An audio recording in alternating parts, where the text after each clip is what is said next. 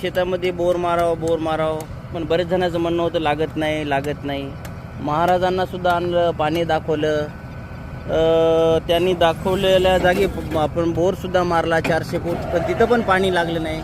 शेवटी निराश न होता मी माझ्या मनाने अशा एका पॉईंटला पाणी मारलेलं आहे. तर मला 180 फुटावर असं घळघळ पाणी लागलेलं आहे.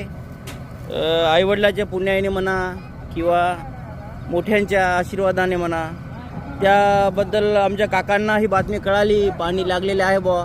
ते बघण्यासाठी इथं शेतामध्ये आलेले आहे. तर त्यांची प्रतिक्रिया काय आहे आपण थोडक्यात जाणून घेऊया काकांची आमच्या.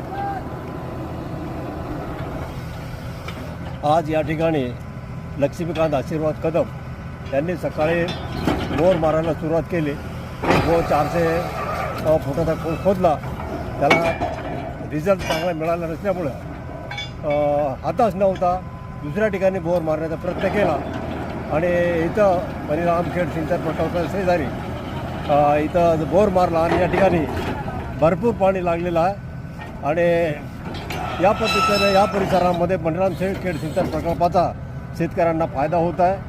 अशाच प्रकारे शेतकऱ्यांनी पाण्याचा सदुपयोग करावा आणि आपल्या शेतीचा भरभराट करावा. सर्वांना माझ्या शुभेच्छा. धन्यवाद. धन्यवाद काका, धन्यवाद.